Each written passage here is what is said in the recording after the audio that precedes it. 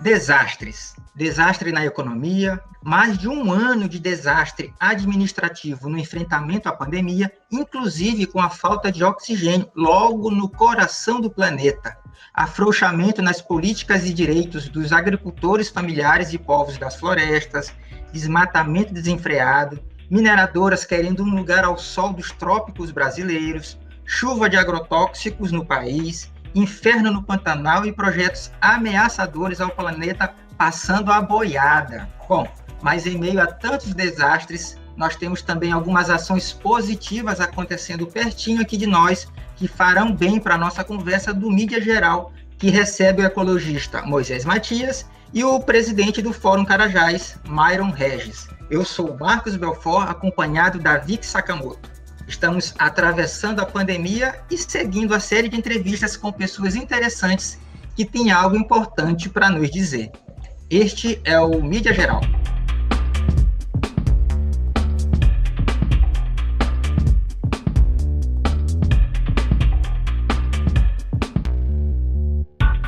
Gente, sejam bem-vindos ao Mídia Geral Entrevista, um produto da Bel Audiovisual. Você ainda não ouviu os programas anteriores? Ah, tá perdendo, meu amigo. Esperamos que você goste desta edição e nos ajude a produzir com mais qualidade. Estamos fazendo o nosso melhor e sabe como é que é, né? Todo dia surgem novos desafios. Portanto, precisamos do seu apoio. Sinta-se à vontade para fazer uma doação e contribuir conosco. Envie e-mail para belaudio.visual@gmail.com, Bel com 3 L's. E vamos tratar sobre isso, beleza? Para quem já conhece, sabe que ele é um amante quanto mais da natureza e da importância dela para a existência humana.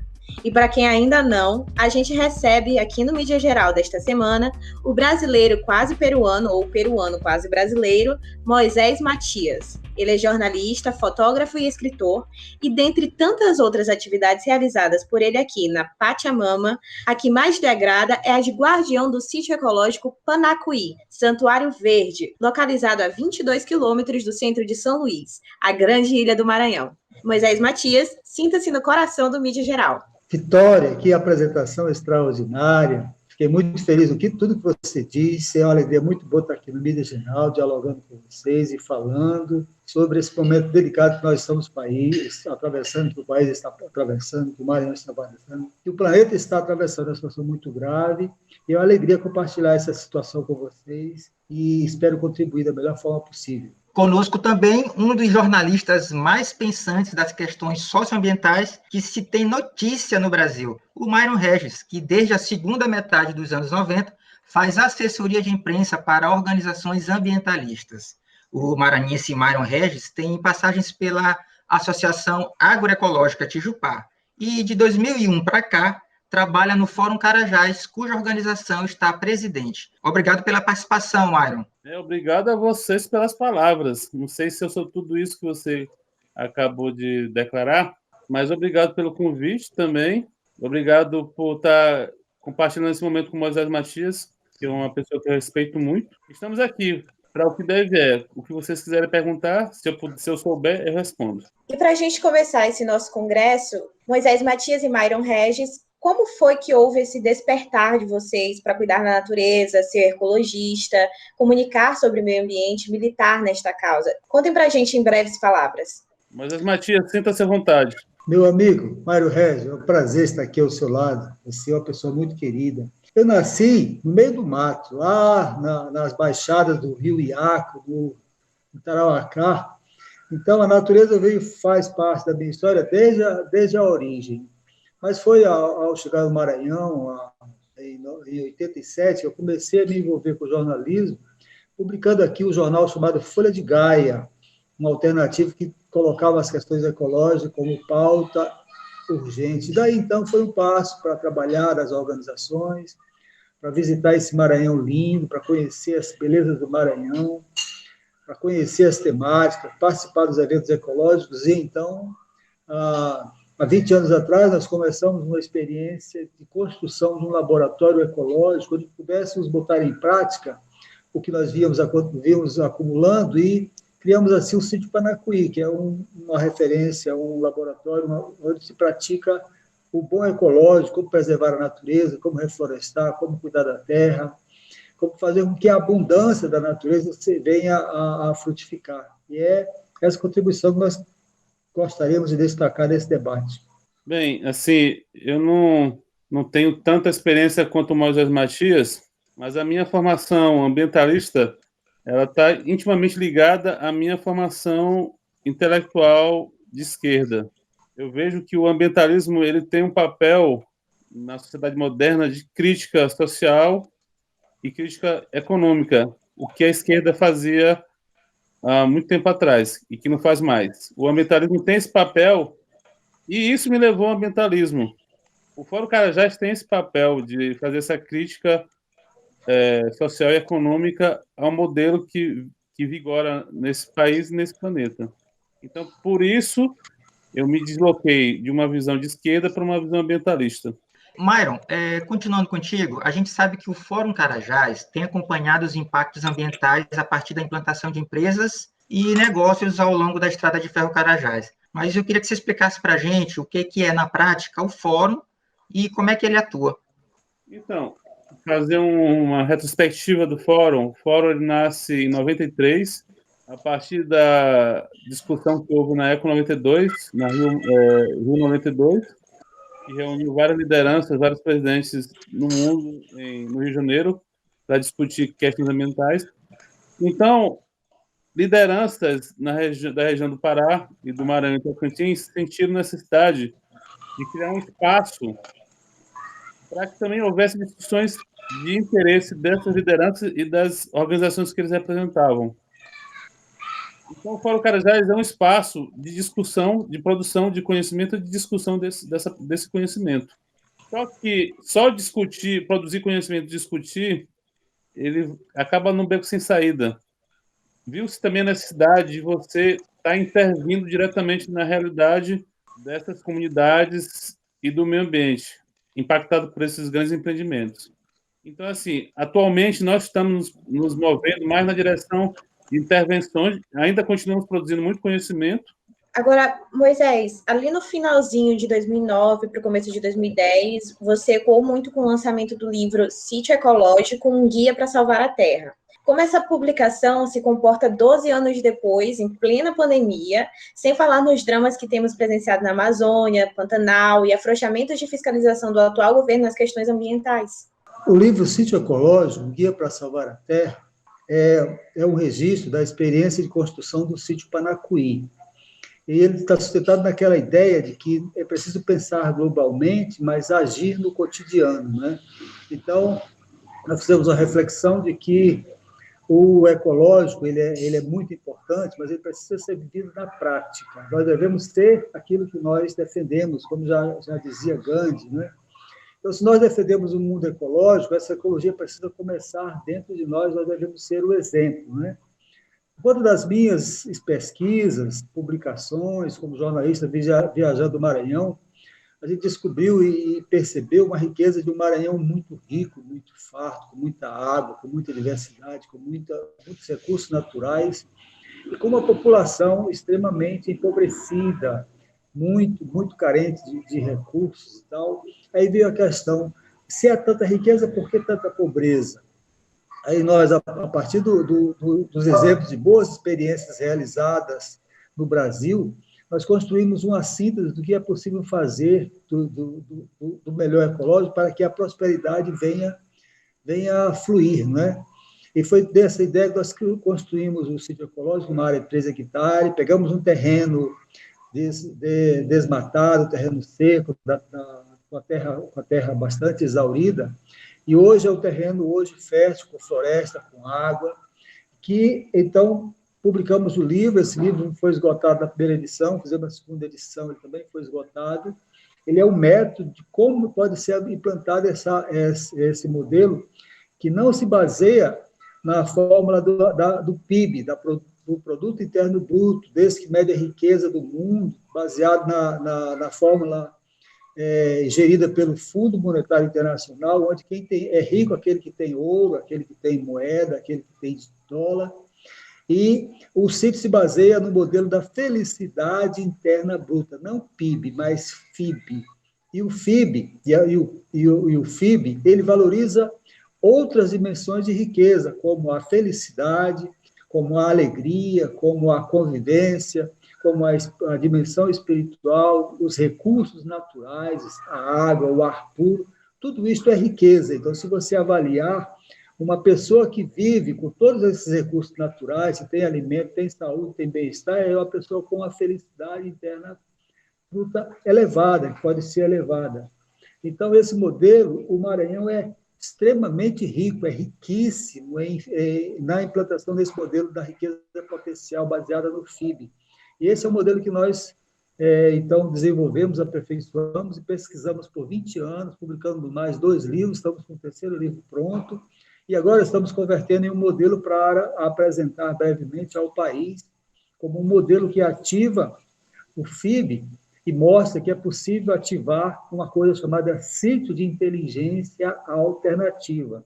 Esse é o modelo que nós temos e que as pessoas podem visitar aqui perto do Maranhão, podem ter contato, mas a partir do mês de maio ele estará numa plataforma nacional para que seja melhor conhecida nacionalmente. Myron, o agronegócio é uma realidade e em várias regiões do Maranhão a gente consegue perceber como os grandes empreendimentos na cultura da soja ou do eucalipto chegam e causam impacto na comunidade rural. Aí eu te pergunto, essa realidade também tem sido um problemão, né? Tanto a soja como o eucalipto são culturas exóticas. São culturas exóticas, não são culturas nativas do Brasil. A soja ela é proveniente da China, o eucalipto é proveniente da Austrália. E elas, nas suas origens, tanto o eucalipto como a soja, elas são culturas que originalmente elas não têm importância para a coletividade. A soja é uma leguminosa como feijão, que era servido para os animais, e o eucalipto era utilizado para secar pântanos, para fazer drenagem. Quando tem a crise do petróleo nos anos 70, os países capitalistas eles tiveram que tomar algumas decisões. Por exemplo, a gente vai precisar de alimentos, de muita alimentação para fornecer para a população do planeta, e a gente vai precisar de muito papel para fazer livros, para papel higiênico. Só que nosso meio ambiente, falando dos países capitalistas, nosso meio ambiente ele não dá conta. A gente vai precisar que os países subdesenvolvidos assumam essa responsabilidade. E os países subdesenvolvidos do terceiro mundo eram países rurais, na sua maioria. E, claro, essas culturas, quando vêm para cá e são implantadas, elas vão causar impacto diretamente nessas comunidades rurais, com o apoio dos governos, e nessa época eram governos militares, ou então governo de direita, com apoio desses governos para serem implantados. Só que você não tinha estudos prévios para essa implantação. Você não sabia direito para os impactos de você plantar hectares de mais hectares de soja, de mais hectares de eucalipto. Você vai descobrindo aos poucos os impactos causados por essas monoculturas. Porque elas não vão ser plantadas em 10, 15, 20 hectares, elas vão ser plantadas em 500, 1.000 hectares, 2.000 hectares, 10.000 hectares, para valer a pena. Então, quanto mais você plantar essas monoculturas, você vai ter impacto na biodiversidade, você vai ter impacto no lençol freático, porque elas precisam de muita água, elas requerem muita água para se desenvolverem rapidamente. Você vai ter impacto na segurança alimentar dessas comunidades, porque você retira a terra dessas comunidades, elas não podem mais plantar seus alimentos. Então, assim, essas monoculturas que você acabou se referindo, a soja e o eucalipto, elas, em mais de 30 anos, quase 40 anos, elas têm causado impacto na vida dessas pessoas que ainda não foi estudado devidamente. A gente precisa ter um estudo muito abrangente dos impactos que essas monoculturas causam, e elas ainda vão causar por muito tempo, porque o modelo que vigora no Brasil, no Maranhão e no mundo é um modelo que os países subdesenvolvidos eles têm que plantar monocultura para poder exportar e angariar dólares e euros para poder manter a sua economia em atividade. Agora eu tenho uma pergunta que ambos podem estar respondendo para esclarecer.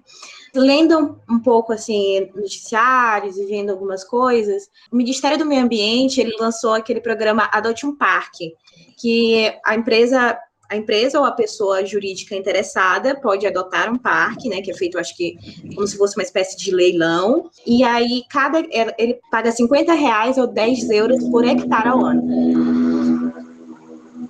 Barulho de moto. Só que, em troca disso, a empresa ganha uma celebração de termo de doação com o Instituto Chico Mendes de Conservação da Biodiversidade e são reconhecidos como parceiros do meio ambiente, né? Já a reserva ambiental que foi adotada, ela recebe essas doações para monitoramento, prevenção e combate ao desmatamento ilegal e recuperação de áreas degradadas. Mas, isso é na teoria, né? Falando na prática, por que é interessante as empresas adotarem essas reservas ambientais? Já que, em teoria, se é reserva ambiental, ela não pode ser explorada.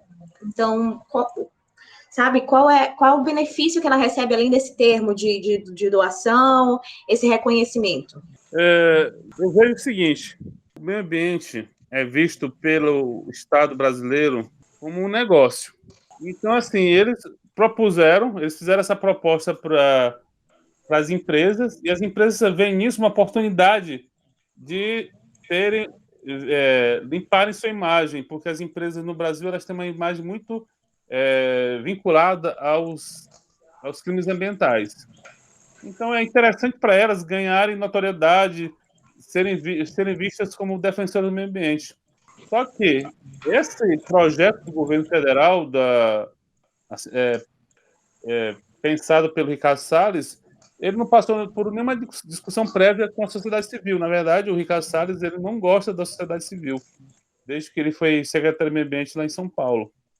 Ele tem uma gerência da sociedade civil.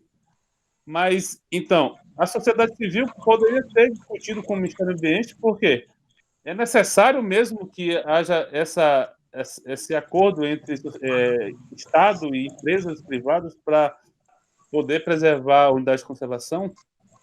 Não haveria uma outra saída que tivesse menos esse ar de negócio privado? Eu acho que essa é uma das questões que deveriam ser colocadas com relação a esse acordo entre empresas privadas e Ministério do Ambiente com relação à preservação da unidade de conservação no Brasil.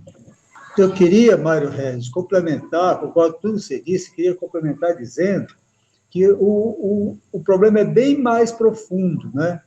Nós vivemos uma crise planetária, que ela é uma crise energética, que ela é uma crise de climática, que ela é uma crise com o exaurimento dos recursos naturais, extinção de milhares de espécies, e extinção também ameaça a vida da espécie humana. Nós bem estamos vendo aí a questão da pandemia, como é uma situação gravíssima, estamos vendo uma situação gravíssima. Precisamos mudar esse modelo aí, baseado no modelo do PIB, do Produto Interno Bruto, no capitalismo, ele está fadado ao fracasso, está nos levando ao precipício, nós devemos parar imediatamente nessa direção que levamos ao precipício. E o governo Bolsonaro, o governo Salles, pensa esse modelo como uma tentativa de ganhar ao máximo antes que a vaca vá para o brejo, como já se diz, né? Então, eles querem colocar tudo à venda. Tudo para eles está na prateleira para negócio. Não pode ser assim. A vida não é assim, a natureza não é assim. No Maranhão, por exemplo, nós temos um dos recursos mais valiosos do mundo, chamado recurso inestimável, que é o conhecimento das comunidades tradicionais. Acabamos de passar aí pelo Dia do Índio, nós sabemos que os índios são os habitantes primeiros dessa nossa terra, o conhecimento que eles têm sobre a natureza é valiosíssimo, e o conhecimento desse povo é considerado como mais valioso do que o próprio diamante. Como é que se valoriza o conhecimento tradicional? Valorizando a cultura desse povo, valorizando a cultura onde ela acontece, que é no contato com a natureza, no espaço em que as pessoas vivem. As pessoas precisam ser estimuladas a viver nos seus locais, onde nasceram, onde desenvolveram as culturas, onde viram os seus parentes, a sua parentada crescer e se desenvolver. Ali deve ser. Quando se implanta um modelo como a soja, como o eucalipto, ele se apropria de toda a propriedade, destrói todos os recursos naturais, elimina o homem da região e passam a sugar tudo que a terra pode oferecer. Esse modelo está fadado a fracassar em 20 anos, no máximo, quando já aconteceu em outros países, como já aconteceu no Rio Grande do Sul, onde havia eucalipto, há deserto, a terra fica totalmente empobrecida para outras propriedades. E aqui eles estão fazendo isso, e nós precisamos pensar nesse modelo, precisamos mudar imediatamente esse modelo, implantar um modelo que seja um modelo que realmente garanta prosperidade, garanta bem-estar, preservação dos recursos naturais, garanta a vida na sua essência maior, né? E esse modelo é tão urgente que o próprio presidente dos Estados Unidos agora já disse que os Estados Unidos vai entrar num sistema de urgência de desenvolvimento de baixo carbono. Ou seja, os Estados Unidos está dizendo que vai sair da economia do petróleo, que vai investir nas energias alternativas para ser diferencial. Por que os Estados Unidos é bonzinho? Não, é porque o sistema não aguenta, eles mesmos estão sentindo a necessidade. Basta ver a estatística de mortos de gente que morreu nos Estados Unidos. A mesma coisa está dizendo outra potência, a Inglaterra, está dizendo que em 10 anos vai se reduzir ao máximo a economia de produção de carbono para que haja uma economia mais sustentável, baseada na questão ecológica. Quer dizer que daqui a 10 anos, na Inglaterra, não vai ter nenhum carro movido a petróleo, para você ter ideia. Todas as energias alternativas vão ser ativadas, como a energia solar. E esse modelo que nós precisamos defender, e que esse modelo ele não é um modelo novo, ele é um modelo muito antigo, ele é professado, experimentado, vivenciado pelas comunidades tradicionais, os nossos indígenas, os nossos quilombolas, os nossos campesinos, camponeses que vivem no campo, conhecem esse modelo e podem ser professor para ensinar como é que se faz isso. Essa é a questão, nós precisamos dar um basta a esse modelo da predação e dizer a agroecologia é altamente eficiente para produzir alimento de qualidade para alimentar a terra. Nós não precisamos do agronegócio, porque o agronegócio é totalmente insustentável, ele não se paga. Ele não paga a contaminação que ele faz no meio ambiente, ele não paga a contaminação que ele faz na água. Inclusive, agora, compartilhei um vídeo que o Mário estava mostrando, de uma comunidade sofrendo com o lixo, o veneno produzido, o agrotóxico produzido pela fazenda de soja que está ao lado.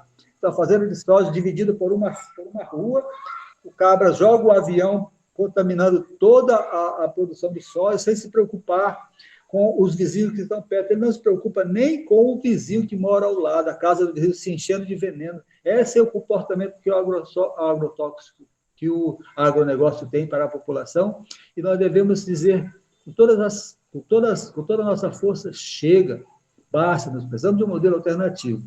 E, nesse sentido, nós precisamos valorizar todas as experiências voltadas para o campo da sustentabilidade, para o ecológico, as experiências tocadas pelo Fórum Carajás, pela FEPAEMA, pelas outras organizações nacionais e até, principalmente, pelas organizações que formam rede desse movimento, pela agroecologia, pela permacultura, no campo, no Maranhão, no nacional e no federal. Nós precisamos de muita radicalidade. Nós não podemos agora ter medo de dizer precisamos da nossa revolução, que é uma revolução que se faz no local, sendo sustentável e ecológico. O Mídia Geral faz agora uma pausa de 22 segundos e volta já. Presenteie com Gardenia Presentes e demonstre carinho e afeto a quem você ama. Acesse Gardenia_Presentes SLC no Instagram e compartilhe felicidades. Gardenia Presentes. Telefone 098 98557 3440.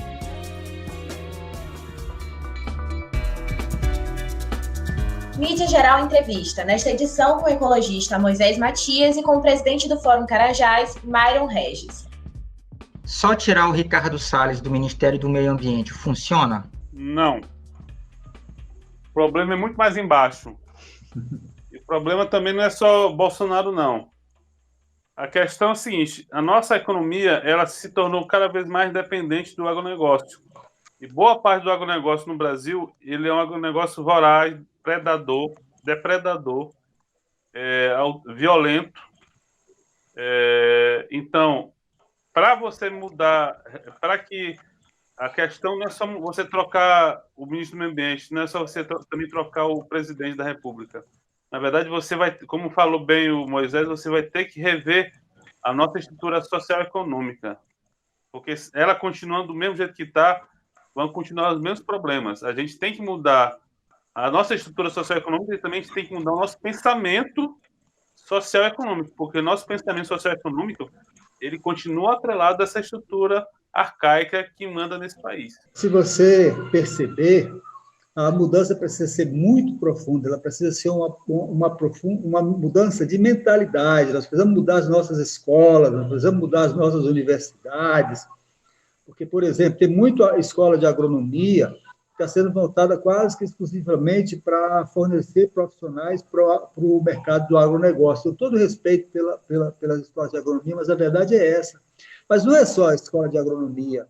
As escolas de medicina estão formadas para a indústria do remédio, as diversas escolas estão formadas para a manutenção da máquina que está aí nesse modelo. Nós precisamos de uma mudança tão profunda que as pessoas passem a ter verdadeira ojeriza em ver uma placa da Coca-Cola em cima da sua mesa, porque Coca-Cola e esses outros produtos são produtos que nos fazem mal. O Brasil está cheio, hoje, no Maranhão, a gente não consegue comer mais um cuscuz natural, porque o cuscuz, o nosso milho, ele é todo transgênico, produzido pelo agronegócio que vem à nossa mesa. Então, você está comendo transgênico, ele está fragilizando o nosso sistema imunológico.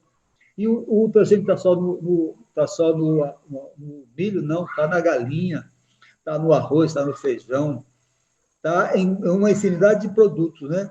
E onde estão os produtos bons? Está na agricultura familiar, está na capacidade de produzir os bons alimentos, né? Então, mudar Salles é preciso tirar esse sujeito imediatamente, porque ele faz muito mal ao país. Agora, precisamos pensar no que vai acontecer quando sair o Bolsonaro, porque a outra candidatura que vier, seja ela qual for, tem que pensar naquela direção que o próprio Estados Unidos está orientando. Gente, para vocês terem uma ideia, a China, que é um desastre para o mundo, a economia da China é um desastre altamente predatório para o mundo, mas a China tem dado sinais de mudança da sua matriz energética muito interessantes.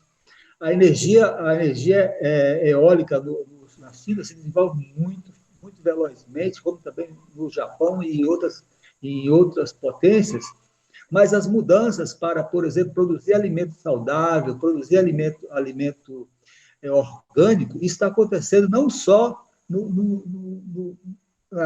em alguns países, mas numa escala. A ONU chega a falar claramente que é preciso mudar o modelo de medida da riqueza, é preciso tirar o produto interno bruto, que mede a riqueza pelo padrão dólar e ouro, para um produto que meça a riqueza pelo potencial de felicidade de uma família. Então, isso nós devemos pensar. Tirar Salles, sim, mas o Brasil precisa tomar uma direção que seja uma direção mais em sintonia com a sua verdadeira história, que é a sintonia com o seu povo, com o povo tradicional que habita aqui, que é cada dia mais atual para o mundo e para a nossa necessidade que nós estamos vivendo agora.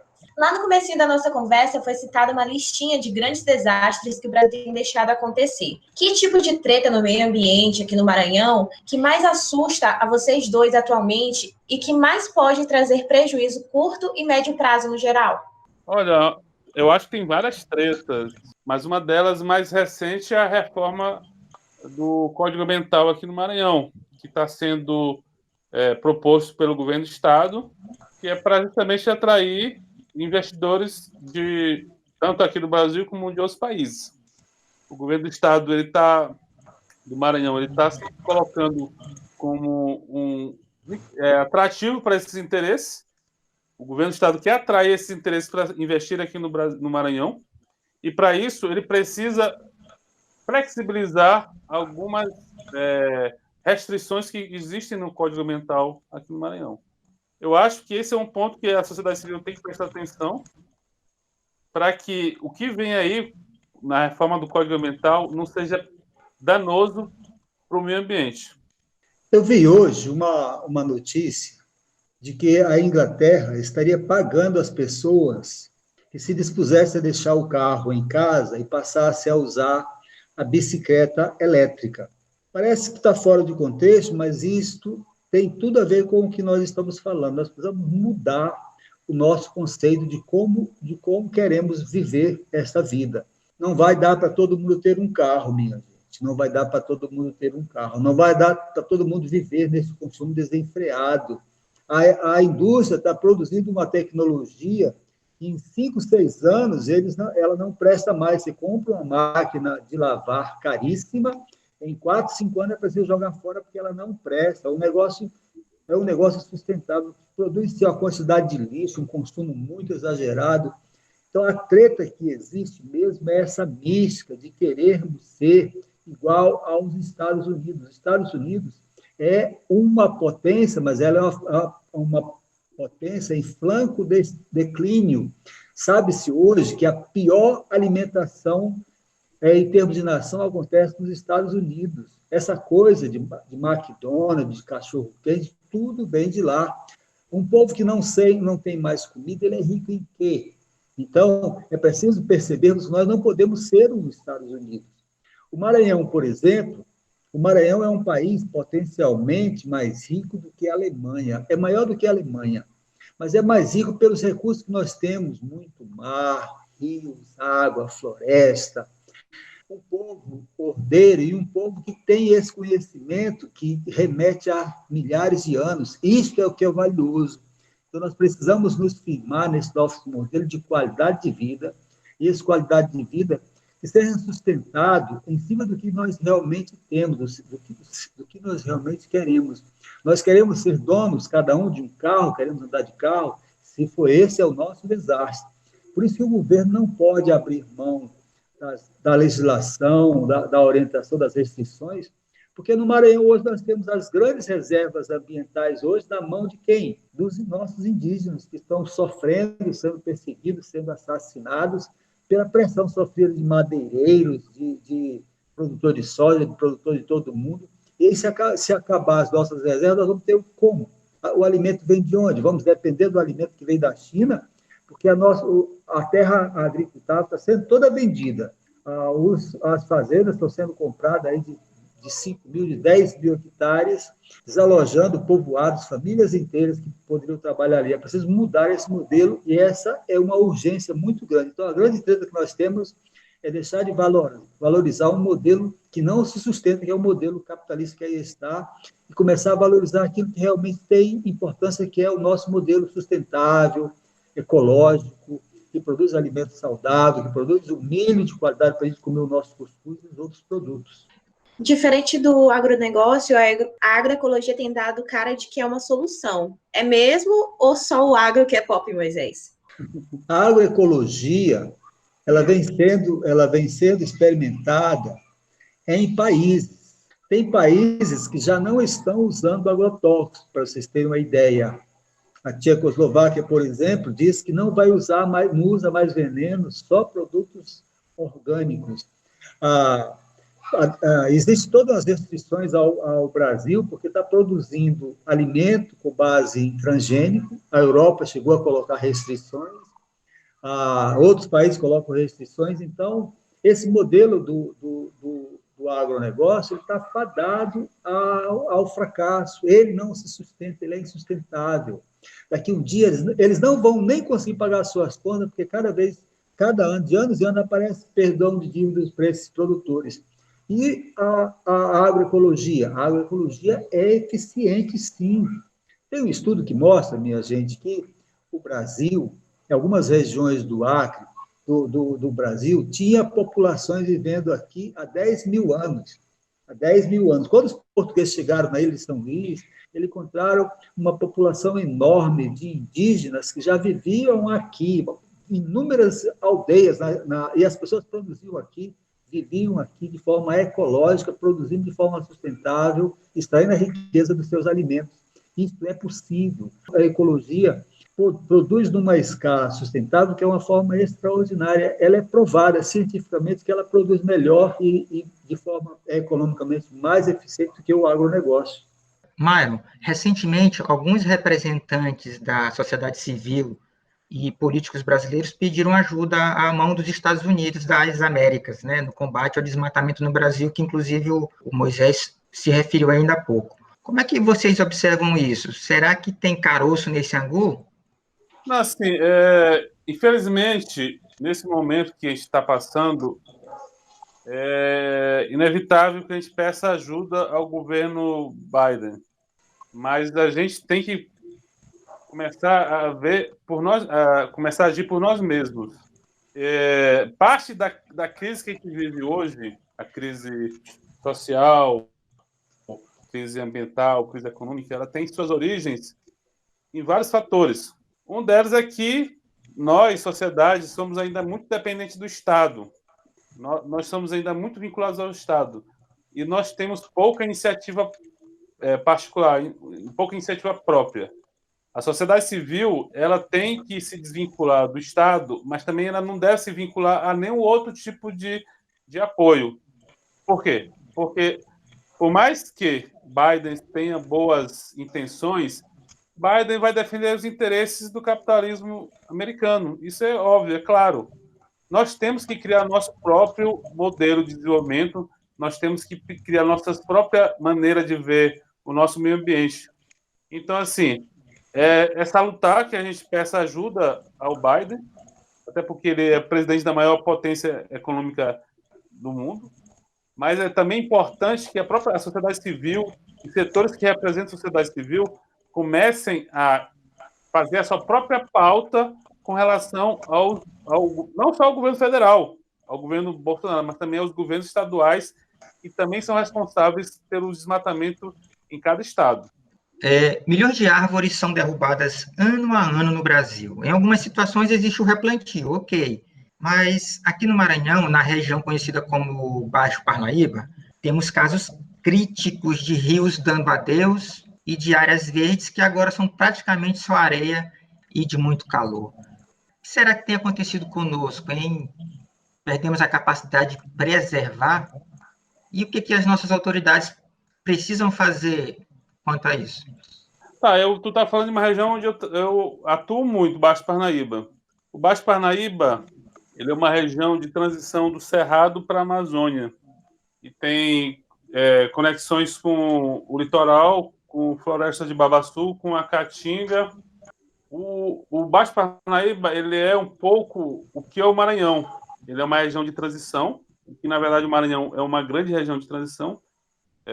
O Maranhão só não tem o Pampa, o Maranhão tem até o Pantanal, o nosso Pantanal, que é a Baixada Maranhense, mas o Baixo Parnaíba ele tem riquezas que poderiam ser exploradas de ponto de vista sustentável, mas por conta daquilo que eu falei ainda agora com relação ao modelo que a gente implementou aqui no Maranhão e no Brasil, as elites preferiram apostar na implantação do agronegócio, da soja, do eucalipto, para exportação para a Europa, para os Estados Unidos, para a China, pensando em ter lucro altíssimo e deixando para cá, para nós, o rescaldo, o resíduo desse modelo econômico-social.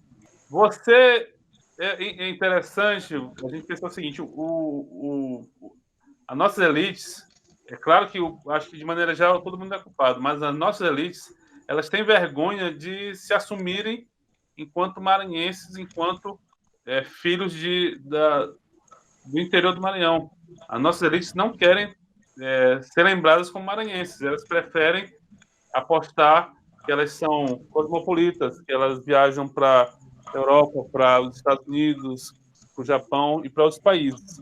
Porque se nossas elites fossem realmente nativistas, se elas realmente levassem a sério o nosso país, o nosso estado e o Baixo Parnaíba, o Baixo Parnaíba tem lugares belíssimos que você poderia conhecer, que você poderia tornar ponto turístico, rios, praias, mas as nossas elites preferem transformar tudo isso em plantio de soja, eucalipto e em deserto.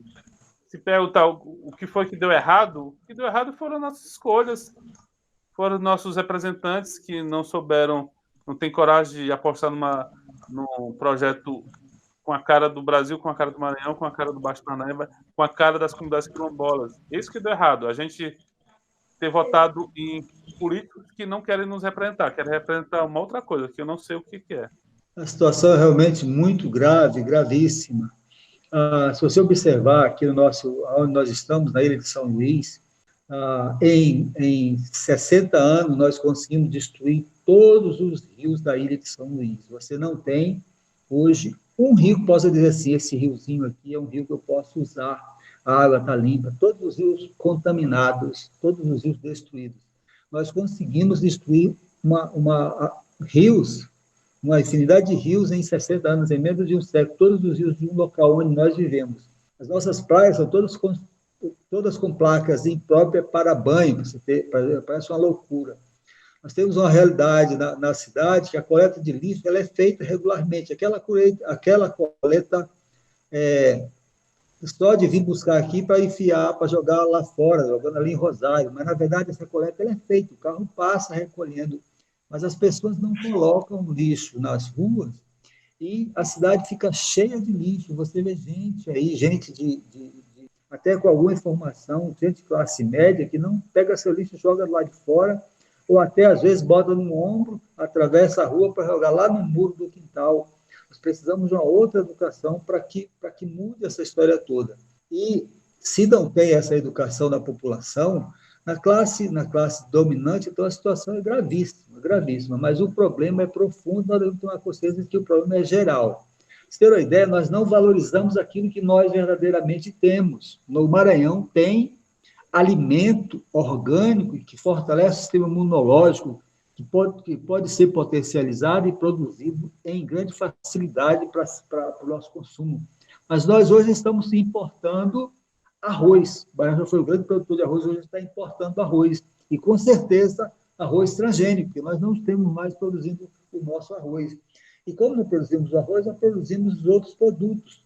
O Maranhão tem um produto valiosíssimo.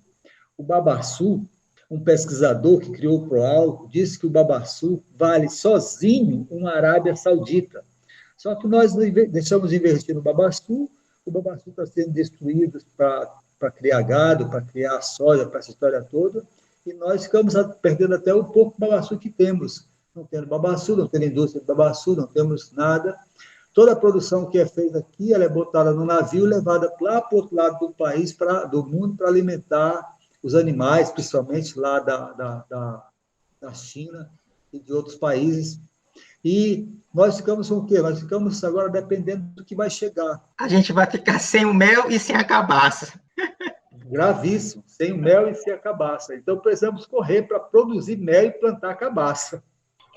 Agora vamos parar um pouco de falar sobre treta, sobre esses assuntos que são importantíssimos, mas também carregam peso, né?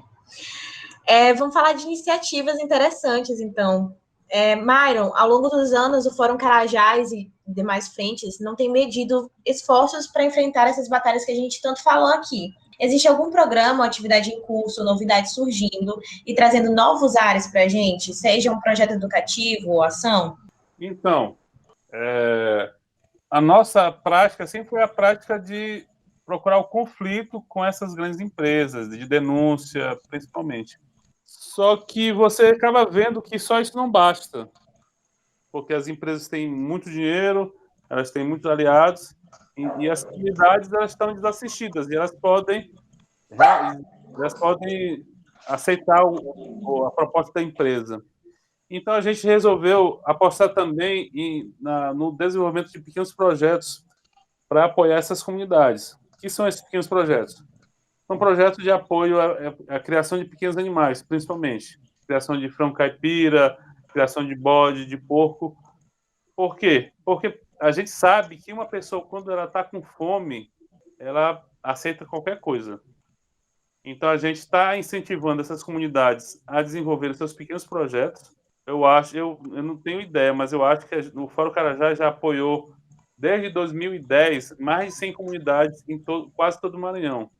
E essas comunidades que o Fórum tem apoiado, eu posso dizer com total certeza de que a maior parte delas deu certo os projetos e essas comunidades ainda resistem em seus territórios, não deixam desmatar seus territórios.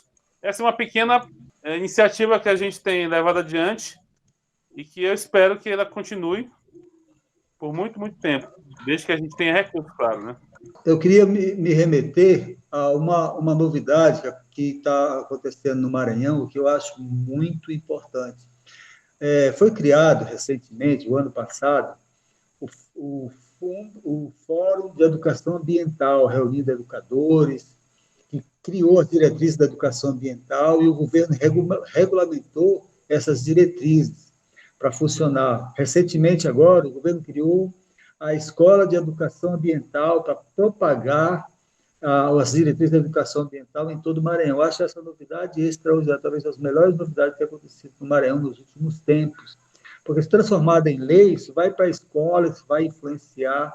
E não estamos pensando em educação ambiental como disciplina curricular, mas como disciplina envolvendo todos os conteúdos e atingindo todos os níveis de ensino, então, né? Então, por exemplo, quando você fala das coisas que estão acontecendo, eu venho trabalhando e estudando o modelo sítio ecológico, o sítio Panacuí. Na verdade, não é um modelo que eu desenvolvi, é uma categoria antropológica que existe na cultura tradicional. O sítio ecológico existe na cultura tradicional, distribuído aos milhares do Maranhão. O Maranhão tem milhares de intelectuais do sítio ecológico. Esse sítio ecológico ele traduz o modelo da sustentabilidade, não é? Então, se você apoiar o desenvolvimento da agroecologia, estimular o desenvolvimento da ecologia, em pouco tempo é possível o Maranhão dar um grande salto, se transformar, em vez de um estado pobre, um estado muito rico. Quando eu falo em felicidade interna bruta, parece um modelo importado que veio lá da China, surgiu, desenvolvido pela ONU, lá no país chamado Butão. Mas, na verdade, esse modelo ele pertence às comunidades tradicionais. Se você visitar o povo Guará, por exemplo, o povo Guará é um povo seminômade, que vive ali na região que vive aqui na região da reserva dos Guajás, mas eles vivem na floresta há muito tempo, comendo como extratores, vivendo do que a floresta produz e preservando a floresta. Ora, se eles vivem por esse tempo todo, é possível, sim, aproveitar a modernidade, as tecnologias sustentáveis que existem, melhorar a qualidade de vida, mas garantir o modelo que funciona, que é o modelo da sustentabilidade. Então, eu sou muito otimista e vejo que é possível, se quisermos, tivermos ousadia, coragem, mudar esse cenário para um cenário diferenciado, e o que prova é que é possível transformar um sítio em pouco tempo fazendo essas ações integradas, preservando a natureza e valorizando os recursos naturais e a cultura tradicional. Moisés, um passarinho me contou aqui que existe uma parceria firmada entre o Sítio de Inteligência Alternativa Panacuí e o Valparaíso Parque, para expandir o maior negócio ecológico do Maranhão e do Brasil. Queria que você falasse um pouquinho, tem data marcada? O sítio ecológico, o meu sítio é um sítiozinho de 3 hectares. 3 hectares apenas, são 100 por 300. É uma área pequena. Ele pode acontecer em uma área bem pequena, um quintal pode ser um sítio ecológico. Na verdade, o grande sítio ecológico é o corpo de uma pessoa. Você só consegue fazer com que o sítio ecológico prospere se você for um sítio ecológico. Se você tiver dentro de si essa coisa de querer transformar as coisas pelo que você é. Você não consegue transformar uma coisa se você não é aquilo, não é verdade? Então, o sítio ecológico, depois eu discuti com um rapaz que me visitou, e ele tem só 500 hectares de terra. Então, tem gente que tem muita terra e quer fazer algo diferente, né? Então, nós procuramos o Dr. Madeira, o empresário do Valparaíso, e propusemos uma parceria para ele representar o sítio ecológico médio, porque o Madeira pegou uma área da família, uma área de herança, uma terra com muito pântano, e ali ele poderia vender, poderia ter aterrado, ter vendido para imobiliária, e ele resolveu implantar um dos maiores negócios diferenciados do Maranhão, que é o Valparaíso.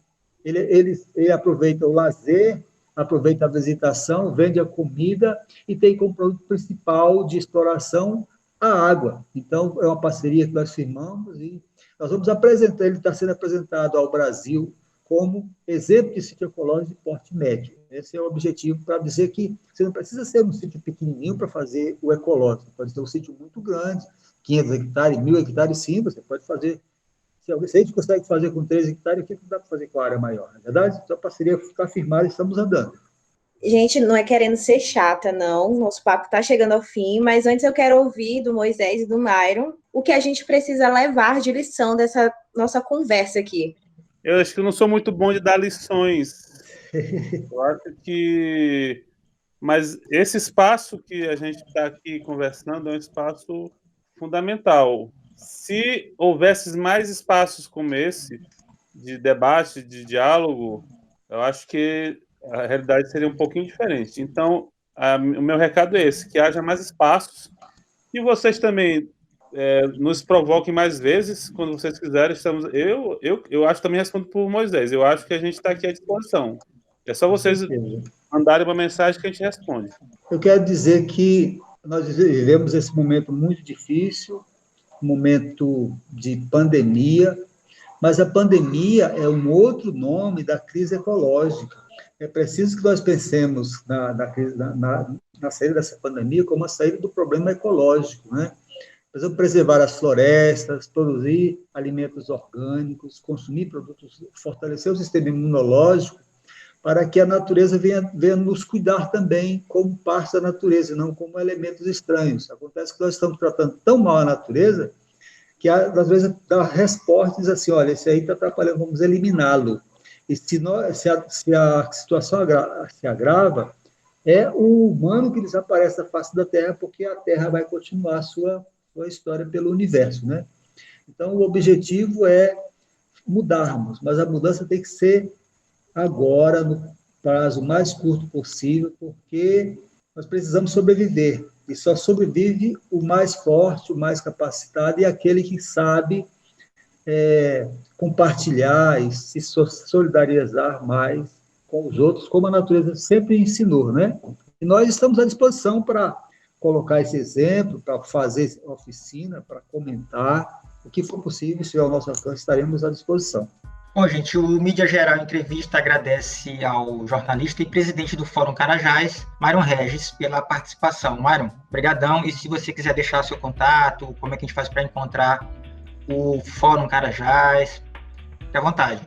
O Fórum Carajás tem página no Instagram, tem página no Facebook. Eu também tenho página no Instagram, no Facebook, e é só mandar um recado, procurar Myron Borges, que você me acha, tanto no Instagram como no Facebook. A gente agradece também ao ecologista Moisés Matias, e muito obrigada pela participação, parabéns pelo projeto, pelo sítio, e por todas as ações que vocês têm realizado.